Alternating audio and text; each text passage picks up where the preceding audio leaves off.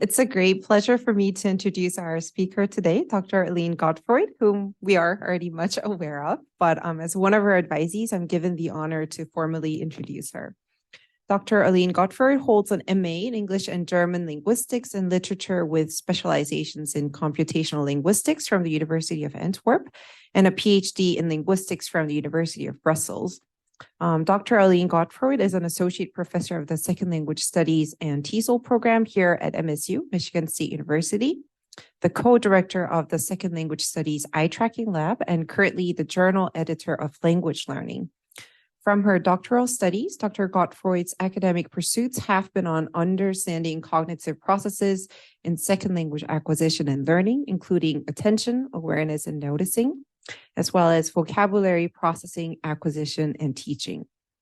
To that end, she utilized an eye tracking methodology, which led her to become one of the leading scholars in the use of eye tracking. Her specialization in psycholinguistics particularly stands out as she has recently been attempting to offer a more nuanced understanding of the interface between explicit and implicit knowledge, which is one of the long-standing questions in SLA. She has extended her efforts in seeking to build bridges between psycholinguistics, second language acquisition, and real-world second language learning. Her invaluable research has been prolifically published in international peer-reviewed journals such as Bilingualism, Language Learning, Studies in Second Language Acquisition, and more. Today, Dr. Godfroid will discuss one of her two recent research that well reflects her expertise in psycholinguistics and eye tracking, one in which she revisits the question of whether learners are able to simultaneously allocate their attention to form and meaning by using eye tracking, and the other examined the construct validity of acceptability judgment task, that is, whether imposing time pressure on acceptability judgment task renders the task a pure measure of implicit knowledge, again, by means of using multiple eye movement measures. And so please join me welcoming Dr. Aline Godfroid. Thank you so much, Joanne. That was great. It's really fun to be able to talk to you all this afternoon. I'm going to provide an overview about how eye tracking can be used to research attentional allocation, including noticing. And for that, I'll be presenting some of my own work, as well as mentioning and referring to the work of others. So I hope that this is part of a larger series. As you know, you'll be able to make some cross connections also with other talks that were given in this series. So with that, let's go ahead and get started. There we go. So just a bit of a refresher here. We're talking about eye tracking, and soon we'll be talking about specific applications of eye tracking methodology, just to make sure that we're all on the same page. The general idea here in this type of research is that applied researchers, applied linguists, second language acquisition researchers, and many others record eye movements because they believe in this underlying assumption of an eye-mind link.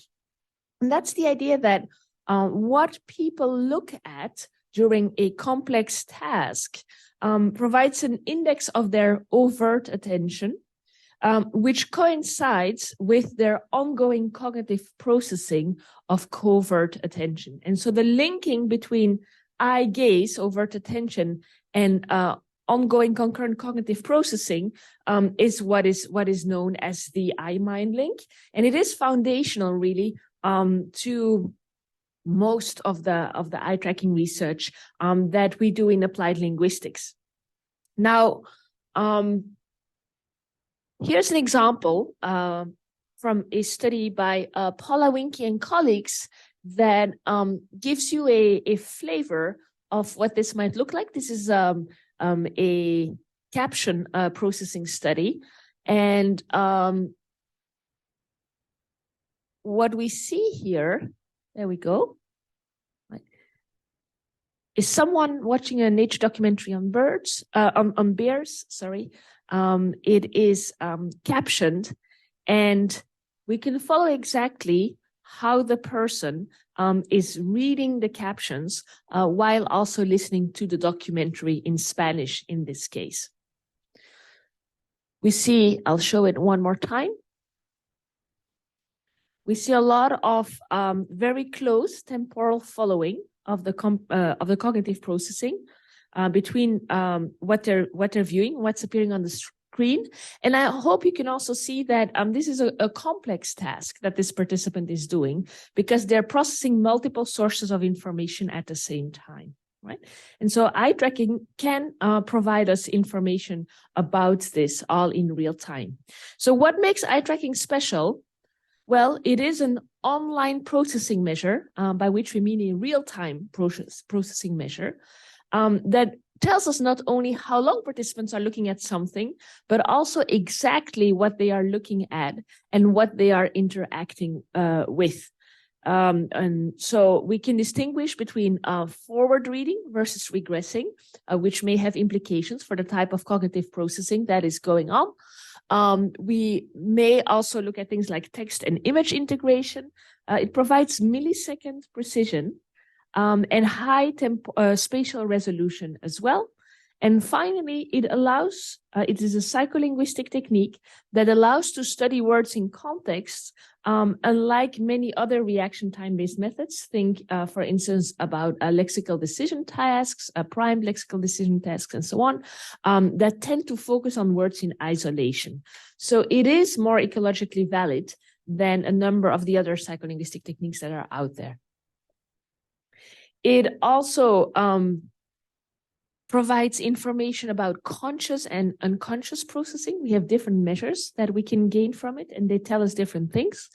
In that regard, it distinguishes itself from think aloud protocols or verbal data, which only capture conscious processes. We can only verbalize that which we're consciously aware of. So that is a big difference there.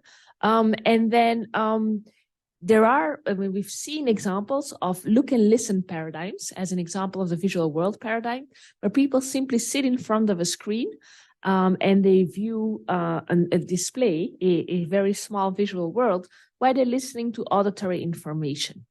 This is a very simple setup.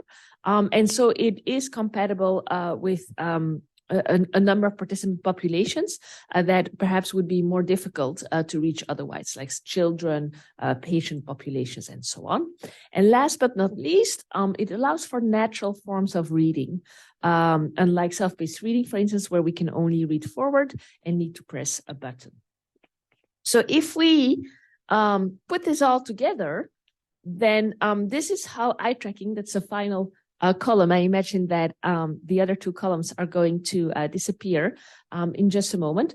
Sorry, not the columns, but the header here. Let's see if I can get it to go away. No.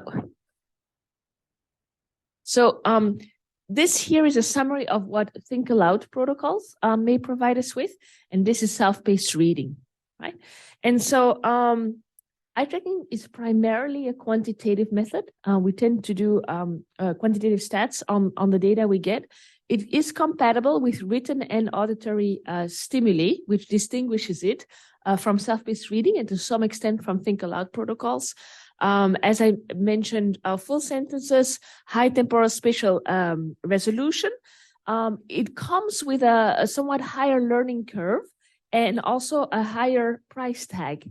So the major hurdle, I think, in eye tracking research is getting access to an eye tracker, right? Finding someone, a lab, applying for a grant, maybe renting eye tracking equipment that will let you do it. That's the major hurdle. For that, what do we get? We get a lot of versatility. It can be applied to so many different types of research questions, and allows for natural reading and listening. And so I want to dwell for just a moment on the strengths of the other two methodologies, because they are complementary. The major strength, as I see it, of Think Aloud protocols is that it can tell us something about the why of processing, right? So the data with eye tracking that we get are ultimately data about location and time spent processing. That's what eye tracking data in its purest form tells us. Where did someone look and how long did they look there? Where did they go next?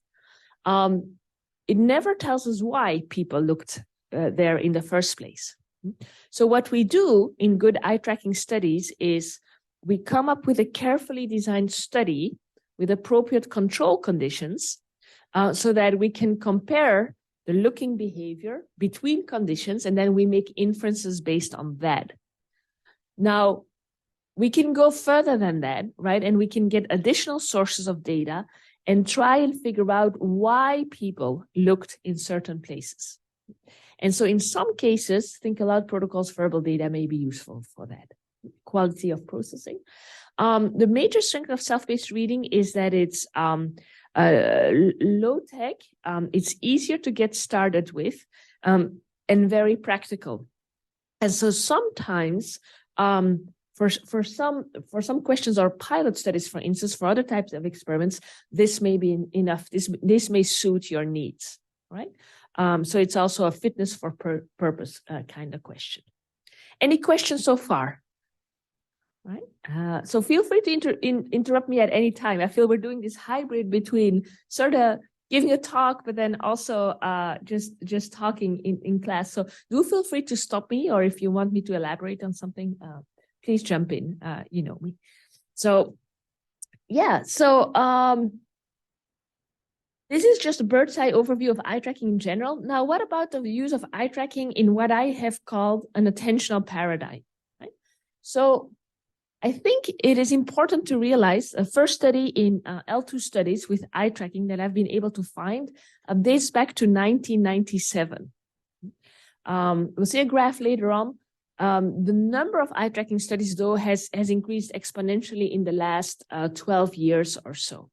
And this initial work that was done with eye tracking, a lot of it was in sentence processing. A little later was some visual world paradigm.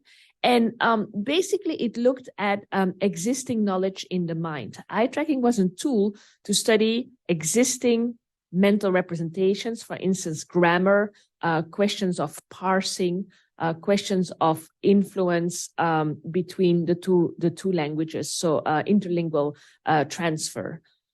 Now, from around the year 2010, there was a major shift in innovation, which was that people started using eye tracking to study learning and processing. So started using eye tracking as a tool to measure the creation of new knowledge. And this started around that time. The attentional paradigm that I'm referring to here is very much related to this new development in eye tracking research.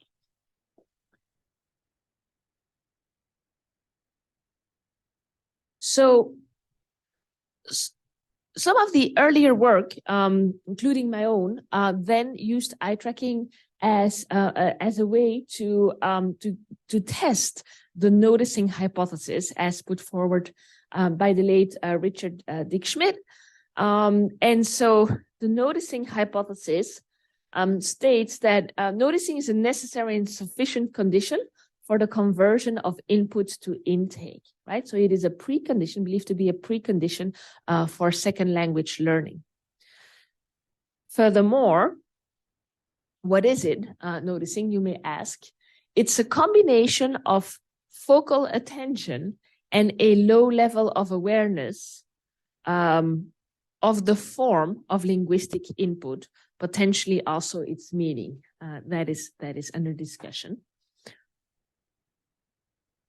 And it can be measured and has been measured in different ways. So earlier work on noticing, the noticing of new information in language input, relied on think aloud protocols, for instance, asking people to verbalize what they were thinking as they were filling out a crossword puzzle, for instance, but also on the underlining of things they were paying attention to when reading texts or taking notes after a writing task, for instance. One of my innovations in this area of research was that I introduced eye tracking in order to measure noticing. Now, how does it work? The idea is as follows. We take a meaning-focused activity, could be reading, could be watching a captioned video, and we embed unfamiliar forms, either grammar or vocab, into the activity. These forms are targets for learning. Participants do this task not knowing that we're interested in their learning. So they do this under incidental conditions. And while they're doing the task, we film their eye movements to see what they're doing, what they're paying attention to, and for how long. Afterwards, then critically, an increase in fixation duration during the task on a novel form relative to a known control condition. Right? So to a known familiar form, either grammar or vocab, signals increased attention and noticing. So we're comparing conditions here, always familiar control conditions to an experimental critical condition that has novel items that are suitable for noticing. And so increases in fixation duration may be significant, indicative of noticing. Then we give people unannounced post-tests, paper and pencil tests typically, where we measure their new knowledge. And we look at whether there is a relationship, we correlate their viewing behavior during the task with their performance on the post-test, right? And we see whether the two are positively related. This is the basic idea, the basic concept and design that underlies a whole number of these studies. So first did it in 2013, in a study on incidental L2 vocabulary acquisition. And in that study, the goal was exactly to see whether participants pay more attention to unknown words during leisurely reading.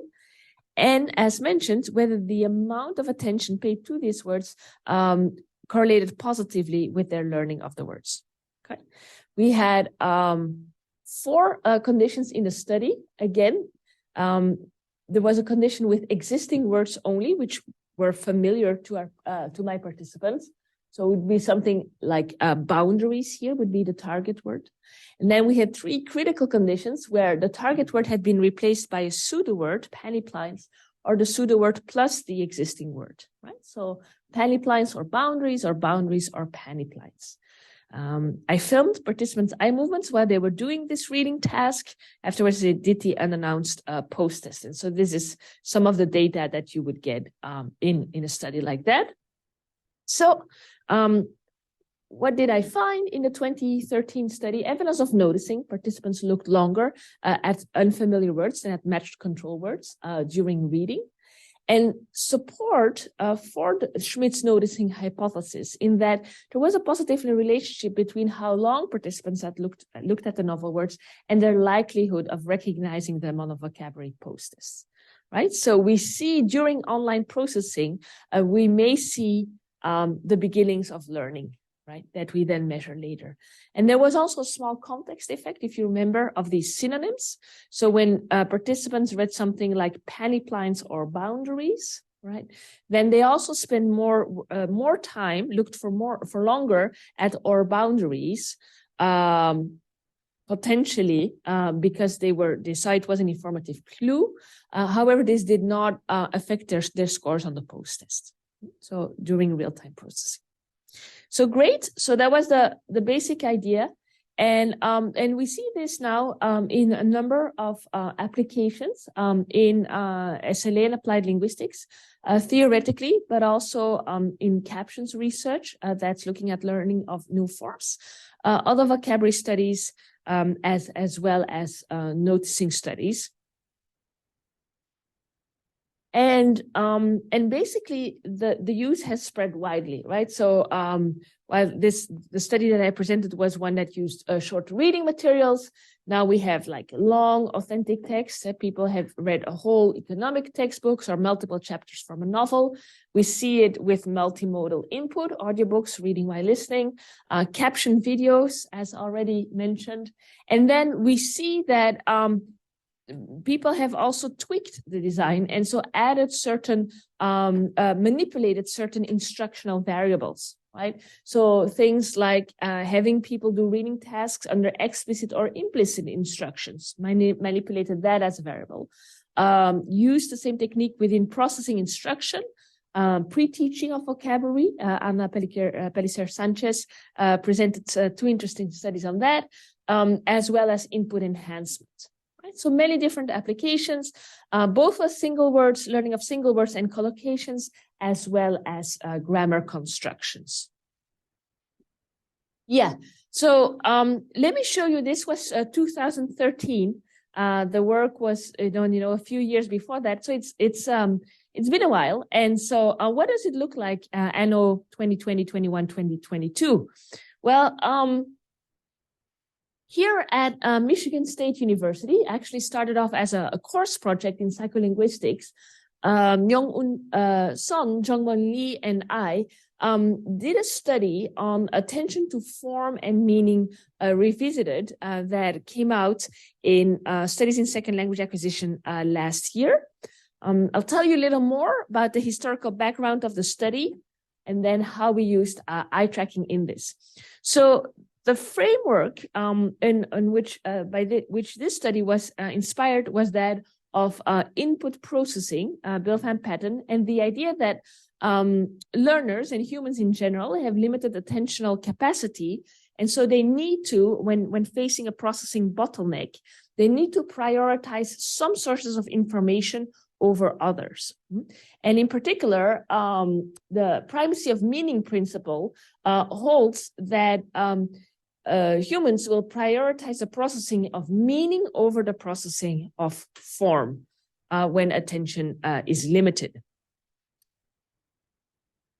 Now, this has clear implications for language teaching and pedagogy.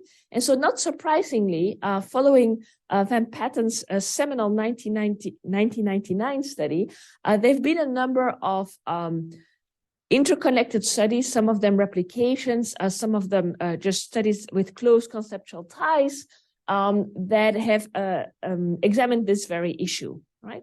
And these studies have provided mixed findings. In general, the earlier work supporting Van Patten's primacy of meaning principle, saying that yes, when you're asked to pay attention to two sources of input, form and meaning simultaneously, your comprehension will suffer. And then later and more recent work up until 2018 saying no, language learners, second language learners are able to do this and their comprehension will remain intact. So some conflicting findings in the literature, also some enduring interest in this question, as you can see, spans 30 years almost. And interestingly, over these 30 years, there's been a lot of methodological development in the field in general and with regards to the form and meaning question. And so initially, 1990s, early 2000s, people used offline data, paper and pencil data only to get at the question of simultaneous attention to form and meaning. So attention was operationalized as putting a check mark next to a target form, for instance, circling or underlying the target form. Do you see how this is offline, right? Because we're not getting at the processing as it's happening. It's slightly delayed, and it is arguably not as fine-grained as some of the newer measures could give us. So starting with important study by Liao and colleagues, 2008, we had an introduction of concurrent online measures. And specifically in Liao and colleagues, for the first time, they used think aloud protocols, collected think aloud protocols during the reading task. So people were reading and being asked to verbalize their attention to certain target forms. Also used in Morgan Short et al. 2012, and then we had a rapid serial visual presentation. So, and I will note that these later studies with the online measures were the ones that were not finding support for the primacy of meaning principle, right? So it coincides. Whether that's a coincidence, I'll leave that up to you to decide. But the innovation that then came in our own work here at MSU was that we used eye tracking, which can also capture conscious processes, as Liao and colleagues and subsequent studies did, but in addition also unconscious processes, and that's important. So what did we do? It was a reading study with eye tracking, after which participants answered comprehension questions about the reading they just did. And then finally, for the first time, we also assessed their Spanish proficiency level independently through an elicited imitation test. So participants were second and third year Spanish majors here at Michigan State University. And all the participants, 84 in total, read the text for comprehension in Spanish. So they read the text knowing they'd have to answer comprehension questions. But in addition, there were four experimental groups that were asked to pay attention to certain target forms in the input concurrently. This is the manipulation of form. And we told them that through the instructions. But also we said when you encounter a target form, and I'll show you the forms in just a moment, please keep your eyes on the assigned form for 2 seconds. So there's no circling or underlying. There's no talking either. It's silent reading, and the eyes are being filled. So this is just a snapshot of the text. In the critical groups, there were 4 different, you could be assigned to one of 4 different target forms. So either a lexical item sol, which means sun, lexicogrammatical item lo, it's a preverbal clitic, and then a grammatical item la, the definite article, feminine definite article, or the verb suffix n for third person, marking third person plural in Spanish. So participants were asked to pay attention to one of these 4 forms, and when they looked at when they encountered one during the reading, also to look at it for 2 seconds. So far, so good. All right. Now, these are the operationalizations. Let me just tell you in the interest of time, I will not talk about this as much, but basically the operationalization of attention to form was successful. So people complied with task instructions generally, and their eye movements also reflected this. Now, more interesting is what did it mean for their text comprehension and for their overall reading strategies to be reading and paying attention to a target form simultaneously. So for that, we're going to look at their comprehension test scores, as well as their eye movements on the entire text. One thing, again, this speaks to the versatility of the methodology, is that we analyzed the fixation durations on the target words, so sol, la, lo, or en, but we also did a full text level analysis, right? So looking at all the other words in the text, what did the reading look like there? Did it somehow change when under this simultaneous attention condition? And so let's start with the text comprehension questions. This is out of 10. You see the text comprehension scores here. You notice that descriptively, the control group, who was reading the text for comprehension only, scored the highest, following by the sol and the lo group, and then we have la and en at the end. And so this is actually descriptively completely following the predictions of Van Patten's primacy of meaning principle, where the purely grammatical forms are hardest to attend to. Now, statistically, of these differences, it was indeed the grammatical items that were associated with poor text comprehension overall, than the meaning-only control group, with the lexicogrammatical item and the lexical item falling somewhere in the middle. Again, exactly following what would be predicted by the primacy of meaning principle. So far, you remember, we started off with saying early support for simultaneous attention to form versus meaning, the trade-off. Then the pendulum swung, and we said, no, people can do this. And so far, we're seeing that, well, no, we are seeing a trade-off once again in the current design where comprehension suffers. Now, the picture, and this is where eye tracking is showing some of its beauty, is that the story is actually a little more complicated.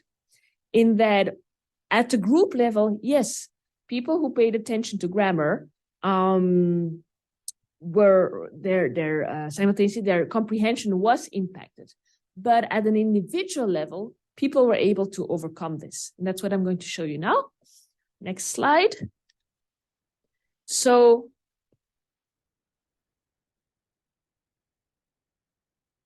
let me actually, it's going to be the slide right after. So here it is. We'll come back to the previous one. So this is what the individual data looked like. What you see here are 4 eye movement measures. Always good to analyze multiple ones. And the individual dots represent individual participants.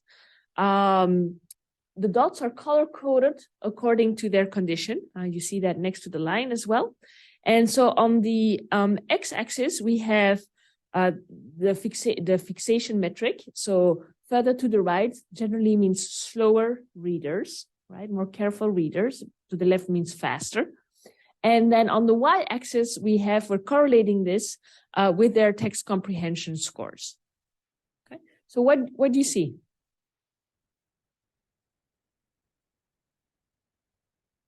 Slower readers scored better, right? Is that, Joanne, is that the case for all groups or generally or some more than others?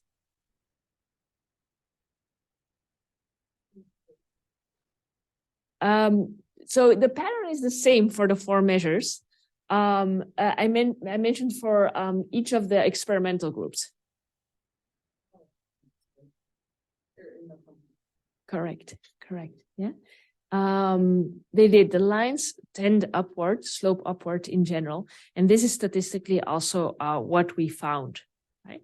So although in general, paying simultaneous attention to form and meaning at a group level, right, in general, will be detrimental to someone's comprehension, an individual may be able to overcome this by adopting a slower, more careful reading strategy. Okay.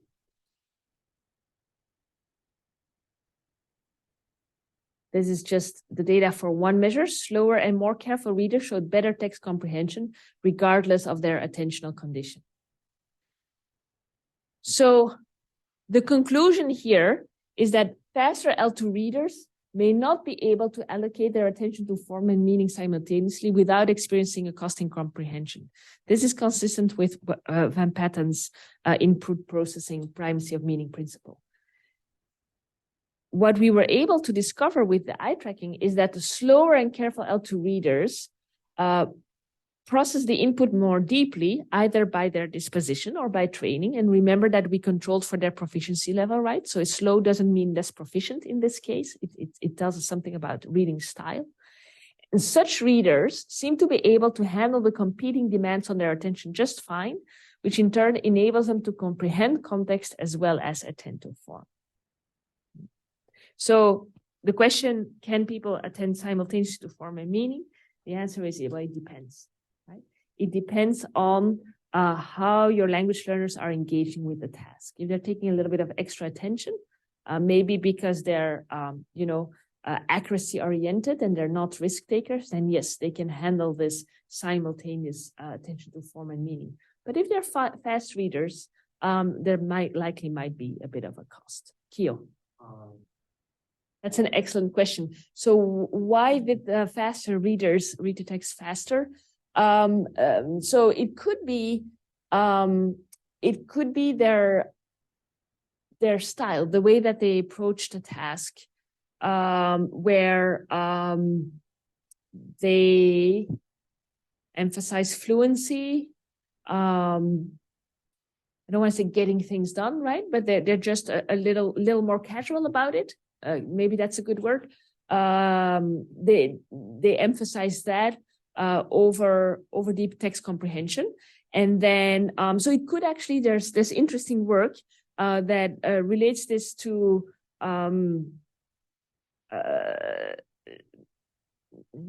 almost personality differences, right? So, so a more casual approach to the task versus a very strong focus on accuracy, getting things right. I know I'm going to be tested on this afterwards. I want to do a good job. You could call it perfectionism if you want, right? So that's the idea. So we're seeing this in the lab. Everybody, this was not a timed task. And yet, I mean, you've heard this before also this semester, but there's huge individual differences in reading work by Victor Cooperman and colleagues. And so some of that is proficiency related. But again, we controlled for proficiency, and some other things are just, you know, people being people and differing from one another in so many ways. But the important thing here is that it relates to their comprehension. And in general, also the earlier work I presented to you, the 2013 study, also shows that, right? Why do some people pay more attention to unfamiliar words, notice them, and others don't? Nobody was told they had to learn this new information, but some people, they do, and some people stay focused on meaning primarily. Great question. And so the other thing about this study was that overall, the reading remained intact. And so this is, I'll just show you.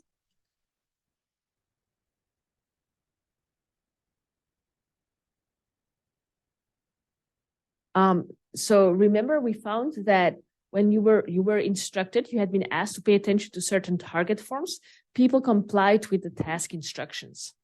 However, this is an analysis, this is actually a series of 4 regression analyses, 4 different separate regression analyses, one for each outcome measure, each eye tracking measure.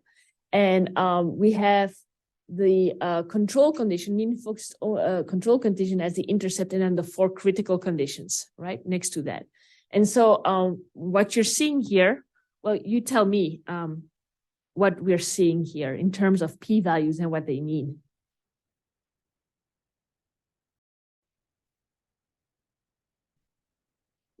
Joanne says there's no significant differences across the conditions. That's right, right? So when we look at all the other words in the text, which is what this is, so excluding the target words, we see that the critical groups read in a way that could not be distinguished statistically from the meaning-focused control group, right? So this is good news in a way. So very fine-grained analyses and current research on attention. Now let's move to the the second study that I wanted to talk to you about, which was based on Rio Maya's first qualifying research paper here in the second language studies program. It came out in earlier in the year in language learning. And this was a study on the construct validity of the acceptability judgment task. So little bit about the acceptability judgment task, also known as grammaticality judgment task, or GJT. I'll be using those two interchangeably. So it's a very simple test where people read or listen to sentences, in this case read, because it's a written GJT, and they're being asked to decide whether the sentence is good or bad, grammatical or ungrammatical.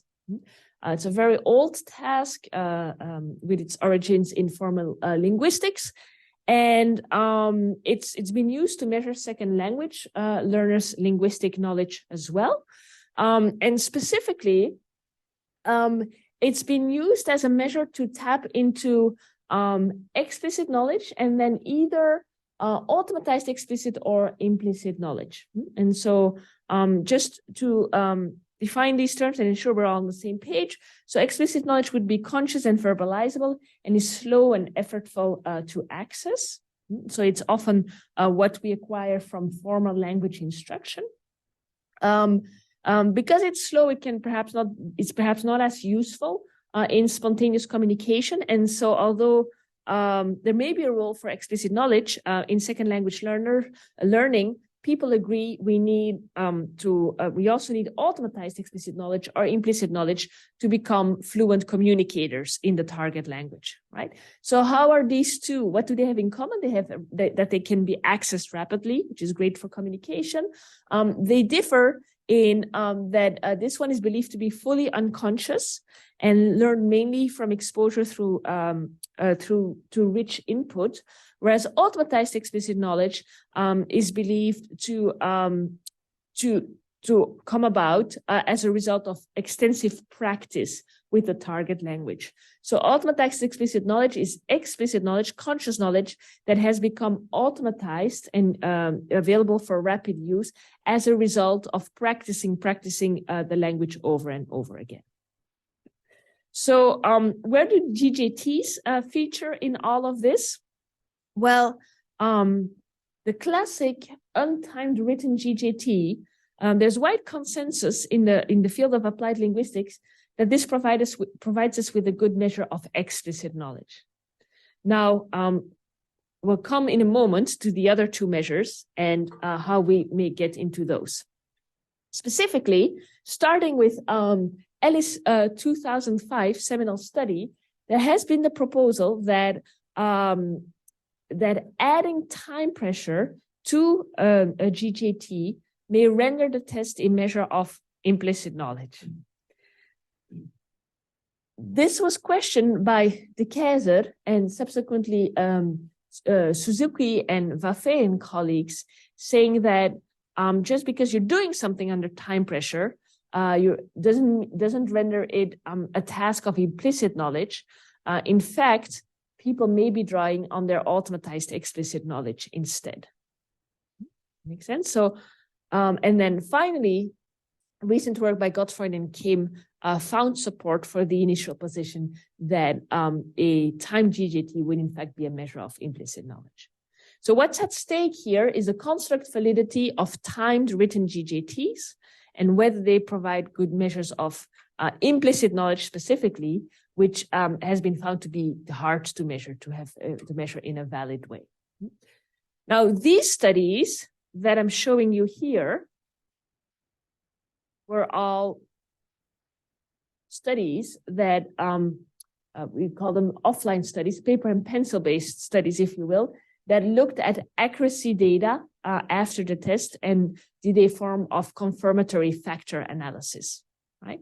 So none of these studies collected any process data, such as eye tracking. And this is again where the current work comes in.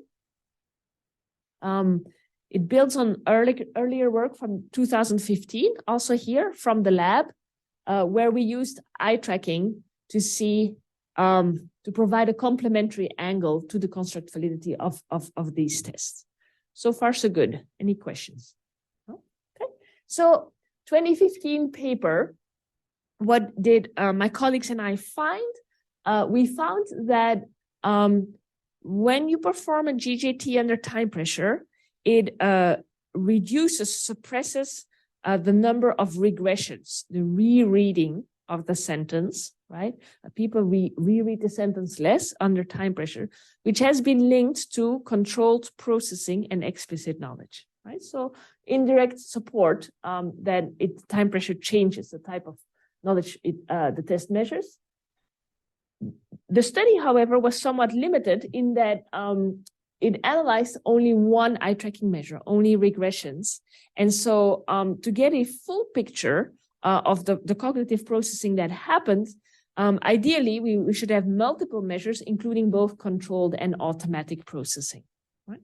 So that's what the 2021 study did. And additionally, this is a theme that you're probably picking up on. We examined the role of individual differences in lexical processing automaticity, which proved to be quite important. So quickly about the design, I'm going to skip this.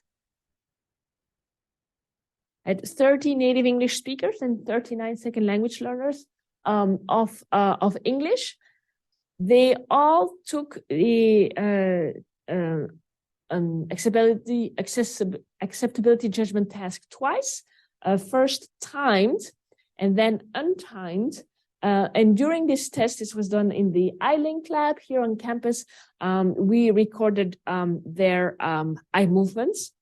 And so the assumption or the hypothesis is that the timed GJT would tap primarily into automatic processing linked with implicit knowledge, whereas the untimed GJT would allow for both automatic and controlled processing. In between the two tests, participants did a semantic classification task, which is an animacy task, so where you say it's animate or inanimate for individual words.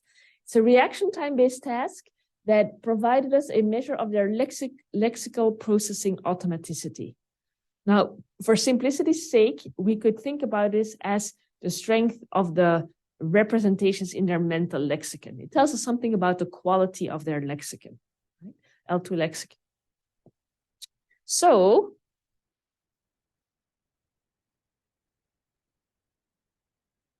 we analyzed the data from the eye movement recording, and what's important here and what is really cool about the eye tracking is that depending on which measures you look at, you can tease apart the more controlled from the more automatic processing.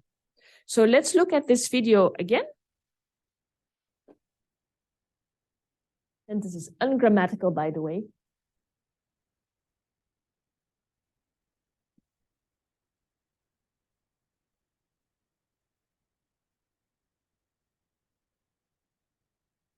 All right, so what do you guys see here? Yes, sure. It's good to look at it multiple times.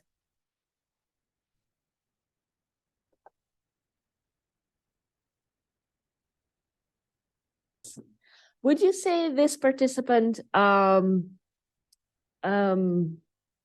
if you were to, to make an educated guess, how confident do you think this participant was in their decision, in their judgment, on a scale from 1 to 5, where 1 is not confident and 5 is confident?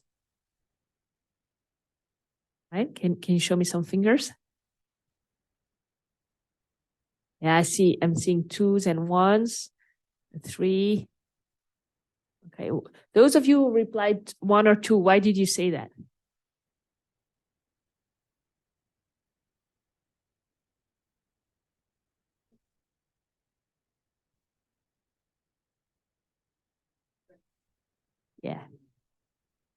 Yeah, that's right. So this they were taking a lot of time, suggesting that they needed extra information, right? Or they were trying to gather more information before finally making their decision. This trial is a nice example of a trial that has a lot of controlled processing happening. Every time they go back, right? And so they make a regression. The high number of fixations all suggests that they were consciously trying to figure out what the decision should be, drawing on their explicit knowledge to the extent that they have it.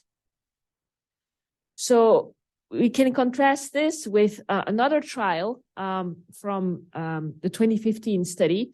The exact same sentence, a different participant, perhaps this is a native speaker, reads through the sentence once and says, boom, this is ungrammatical, right? It's ungrammatical because of the missing S here. So we would think about this. This is actually the default form of reading, forward reading, fluent reading. Maybe the fixations are a bit shorter. There's definitely not a lot of rereading happening. The fixation count is not that high.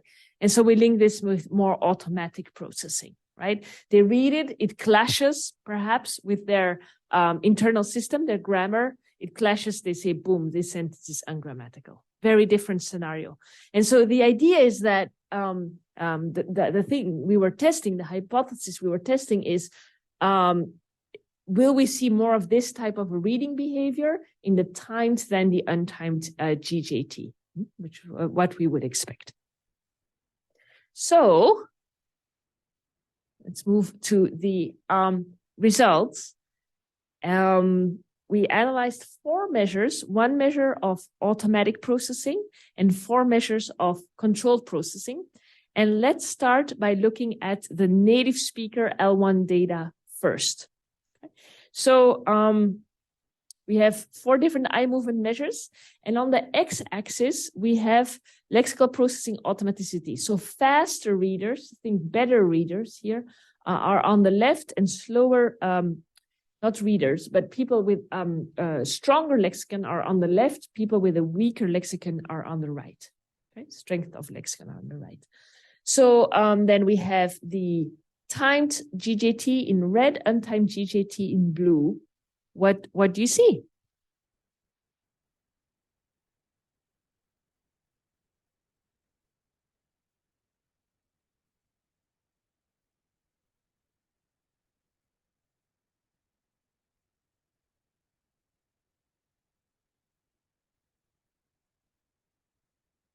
There's not much of a difference between those with faster and slower processing automaticity, right? The lines are pretty parallel, right? And that's exactly right, Joanne. So overall, within native speakers, their processing automaticity did not affect their performance on the GJTs. Furthermore, we see a little bit of extra processing time taken in the untimed and the timed GJT, but not that much overall, and this tends to be non-significant. Now, let's contrast this, right? These were the native speakers with the non-native speakers. A very different picture here, non-parallel lines, diverging lines for red and blue. Specifically, the blue line goes up a lot amongst the slower, the non-automatic readers here. This tells us we have an interaction that's going on, and particularly we have a three-way interaction. So those participants who completed the untimed GJT and also tended to have not such a strongly developmental lexicon were the ones who took a lot of extra time in the untimed GJT when they were able to. They were the ones that showed a lot of controlled processing, and for which in particular, the time GJT hurt them disproportionately. Like it really brought their processing down. When we have the faster readers, they actually behave a lot like native speakers, and the time pressure doesn't make all that big of a difference. So far, this is consistent with what Godfroid et al. 2015 found, but adding some extra nuance, right? That the effect is particularly strong here in this group. Now, the interesting novelty is that we also see something like this in the measure of automatic processing, which is first pass reading time. So the effect is not as pronounced. I hope you can see it, but the line is actually non-parallel and bordering significance. So even in the measure, first pass reading time, that we hypothesized was not going to be affected by time pressure, right, that would be impervious to the effects of time pressure, we still see a bit of an increase in the L2 group and in the slower readers. So the picture is as follows. We started off the study thinking that in the untimed GJT, in the timed GJT, time GJT versus untimed GJT, it would be specifically controlled processing that was suppressed. This would be consistent with the construct validity of the test, and automatic processing would remain intact. Instead, what we found was that both types of processing decreased, right, under time pressure. So what did we conclude from this? That once we bring in individual differences in the mix, the answer to the question becomes much more graded, right? And so saying time GJTs are a measure of implicit knowledge or automatized explicit knowledge, it depends for whom. It depends for which participants. So the traditional association between timed AGTs and automatic processing, characteristic of implicit knowledge, and untimed GJTs with controlled processing is overly simplistic. Rather, the construct validity of the test depends in important ways on individual differences in the test taker's profile. And so it may hold true for slower readers with poorly developmental lexicon, but not so for those with the strongest size lexicon. So to bring this together and sum up, reading speed and lexical processing automaticity are important individual differences to consider in the type of work that we do with eye tracking. So Son et al. Showed that reading speed may affect comprehension above and beyond specific task instructions, task manipulations. And Meyer and Godfroid found that learners' lexical processing skills have a large influence on how they will experience the task and thus the validity of the task. So a lot of good work to be done there with these individual difference factors. And as you're thinking about your own studies, this is a question that maybe you want to consider. Is there something I should be controlling for, either in terms of processing strength or in terms of knowledge, of existing lexical knowledge, maybe an offline paper and pencil test, things like that. So hopefully, this is giving you an overview of some recent directions in eye tracking research, and everyone here is in different stages of either conducting a study or designing a study, thinking about a study. And so here are some pointers that I'd like to leave you with before we end the talk. So one is finding a research topic, and this is not confined, to the end of this course. I think this is something in general, is that I'd like to encourage you to read papers through eye tracking goggles, what I've called eye tracking goggles. And that is when you're reading a study that uses offline measures only, maybe accuracy data, only judgment data, maybe a corpus-based study, thinking also about what would the study gain if we added eye tracking to it, right? What could it gain?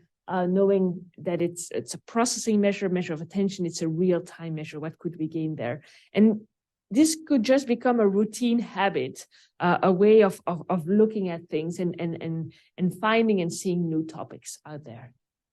The other thing, if you're not sure, is you could always replicate a self-paced reading study with eye tracking. And why is that? Because self-paced reading, as I mentioned, does not allow people to go back in the sentence. And people tend to read at about half the speed that they do in self-paced reading than they do in natural reading. And so when we're looking at things like sentence processing, parsing studies, for instance, it could be important to allow for these natural reading conditions. And so replicating high impact studies there is also a good place to start, to see whether the results that have been found with self-paced reading also hold up in the eye tracking methodology. Lastly, it's always possible to build on existing research. There's now close to 150 studies, eye tracking studies in the field of SLA alone. And very few of those have been, actually none of those have been replicated to my knowledge. And so there's a lot of work to be done there for sure. So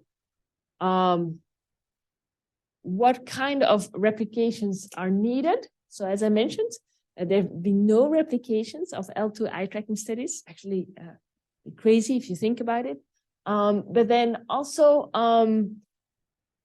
we can add eye tracking to studies with offline behavioral measures only, right? So there have been a handful of those that have been published, but there's much more that can be done here.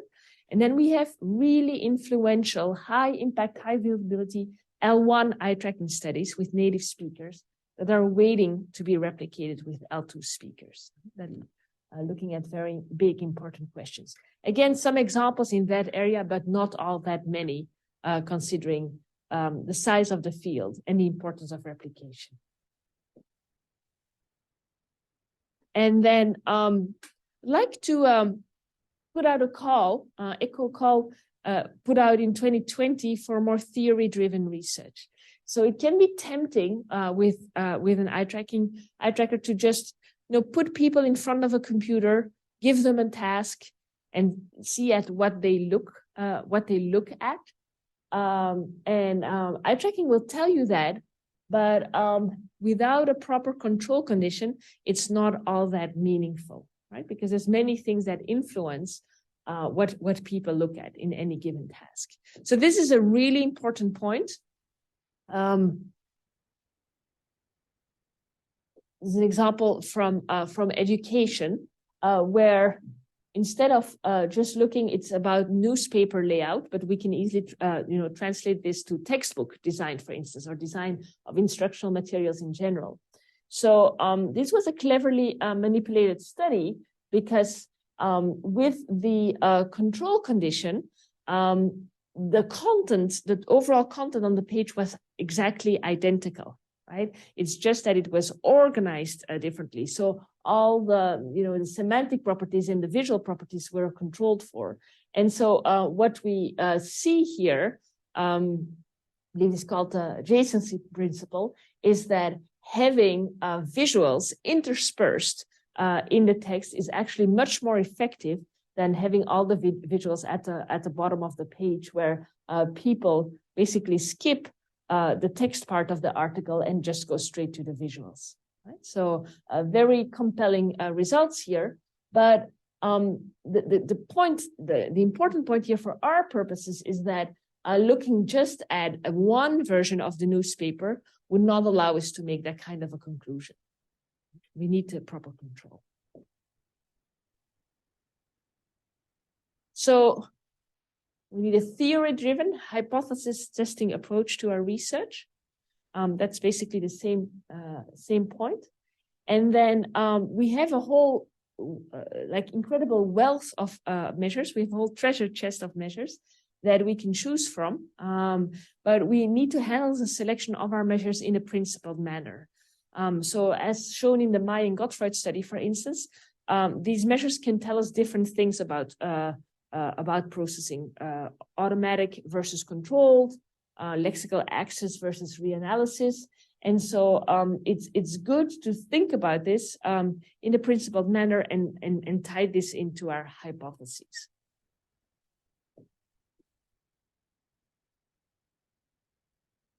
Finally, eye trackers. You can purchase an eye tracker. They range. You can purchase an eye tracker for as little as $300, all the way up to $30,000 plus. And so they do vary widely in terms of their technical specifications and what you're able to do with them. And so when you're designing a study, it's important to keep the technical properties of your eye tracker in mind. So generally, the smaller the areas you're interested in looking at, the better eye tracker you're going to need, right? The more accurate and precise eye tracker you're going to need. And then finally, just a call to share and be transparent in the research. Share your data, share your materials. These studies tend to be time and labor intensive. And so it's great if as a field, we can work together and sort of build on what on each other's work and what others have done, and embrace open science, play a leadership role there within the eye tracking community and more widely in applied linguistics. So, yeah, with that, I'd like to conclude. So thank you very much for listening. Thank you also to Joanne and Brittany and everybody else here. Yeah, and then we can chat a bit. Yeah.